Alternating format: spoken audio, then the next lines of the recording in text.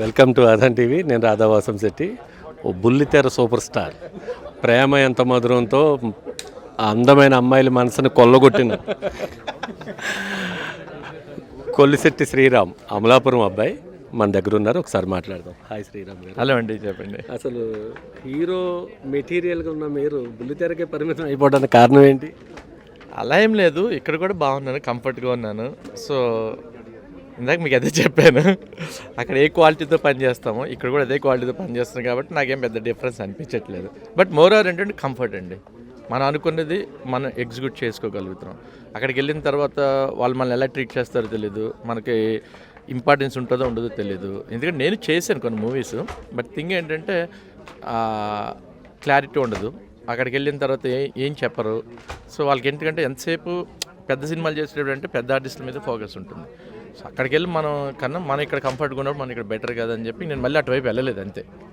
అంటే ఒకసారి మహేష్ బాబు గారి ఇంటర్వ్యూలో హిందీలో ఎందుకు చేయట్లేదంటే వెళ్ళిన ఫ్లైట్కే వెనక పంపించేస్తారు వాళ్ళు, అందుకని మనకున్న కంఫర్ట్ జోన్లోనే మనం ఉండాలని ఆయన ఒక మాట చెప్పారు.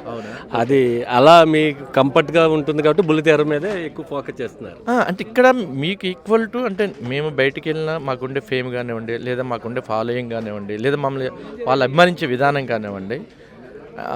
ఇప్పుడు చిన్న హీరో నేను ఎవరిని కామెంట్ చేయడానికి కాదు, కానీ కొంతమంది తెలియదు అసలు బయట జనాలకి, కానీ మేము వెళ్తే ప్రతి ఒక్కరు గుర్తుపడతారు.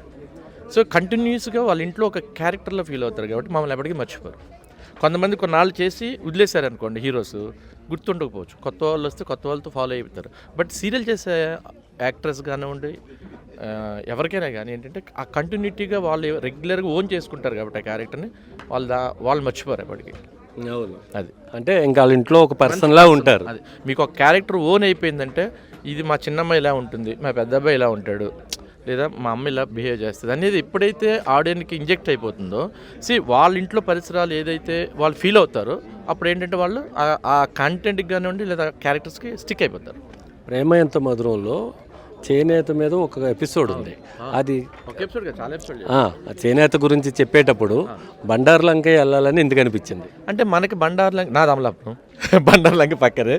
బట్ మోరార్ ఏంటంటే ఆ కథలో ఆ హీరో ఆర్యవర్ధన్ క్యారెక్టర్ ఏదైతే ఉందో వాళ్ళకున్న బిజినెస్లో అది వన్ ఆఫ్ ద బిజినెస్.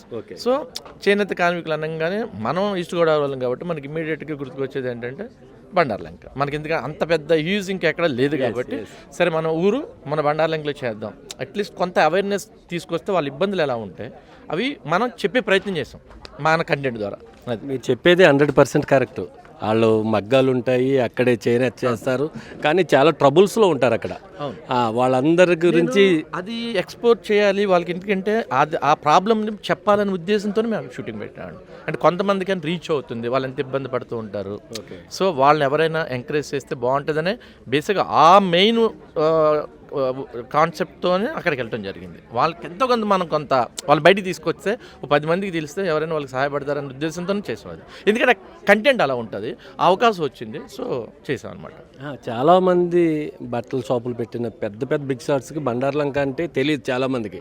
అంటే అక్కడ కూడా బట్టలు వేస్తారా అని పెద్ద పెద్ద మగ్గాలతో ఉప్పాడ పట్టు చీరలు కూడా అక్కడ తయారవుతాయి. స్ట్రీట్ ఉంటాయి కదా మగ్గాలు. అదే మురుగులమ్మ గుడి దగ్గర మేమంతా చేసేది చాలా ఎక్సైటింగ్ గా ఉంది. కథలో ఎప్పుడు ఏమొచ్చింది, ఎందుకంటే మన ఊరు అనేసరికి ఏంటంటే ఒక చిన్న తెలియని ఒక వైబ్ ఉంటుందండి. అందులో అమలాపురం అనేసరికి మనకు తెలియని ఒక వైబ్. సో ఎప్పుడైనా అవుట్డోర్ ఒక లైక్ సముద్రం దగ్గరికి వెళ్ళాలి, మన అమలాపురం వెళ్దాం, లేదా ఒక విలేజ్ కాన్సెప్ట్ చేయాలి, అమలాపురం వెళ్దాం. యాక్చువల్గా విరాటపాలెం మన అటు సైడ్ వెళ్దాం అనుకున్నాం, మన బార్డ్స్కూర్, బట్ మాకున్న లిమిటేషన్స్లో మేము చేయలేకపోయాం. లో బడ్జెట్ వాళ్ళు అంటారా? అంటే కొంచెం బడ్జెట్స్ పర్మిట్ చేయలేదు. సో దట్ ఏంటంటే దాన్ని అందుకనే ఇప్పుడు ఉన్న పరిసరాల్లోనే మేము కొంచెం ఫిలిం సిటీకి వెళ్ళి చేసాం, కొంత అవుట్డోర్ సీక్వెన్స్ అంతా.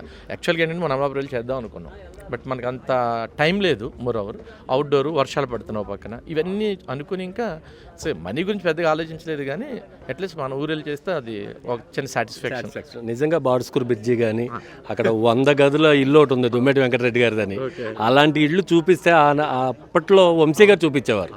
ఇప్పుడు అది మనం కనుమరుగైపోతున్నాం.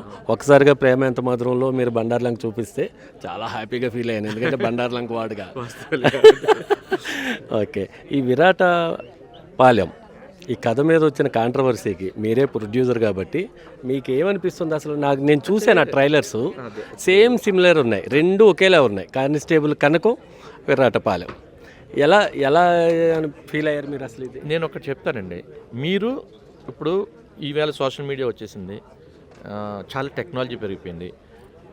మీ ట్రోల్స్ చూస్తే ఒక కంటెంట్ని వాళ్ళు తీసుకుని ఒక హీరోని కానివ్వండి లేదా కమెడియన్ కానీ వాళ్ళ ఓన్ వేరే వాయిస్లు వేసి యాజ్ ఇట్ ఈజ్ మ్యాచ్ చేస్తున్నారా లేదా? మ్యాచ్ చేయడం ఎంతసేపు పని అండి?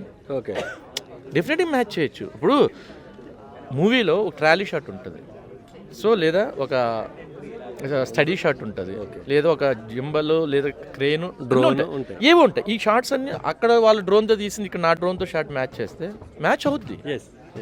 మ్యాచ్ చేయడం పెద్ద కష్టం కాదు అసలు, నోవేడేస్ అసలు కష్టం కాదు. అది కాదు కదా, అంటే వాళ్ళు కాంటాక్ట్ అయినప్పుడు కూడా మేము చెప్పాం, కూర్చొని మాట్లాడదాం దీన్ని, మీరు ఎప్పటికప్పుడు మాతో పనిచేయాలి, మేము మీతో పనిచేయాలి.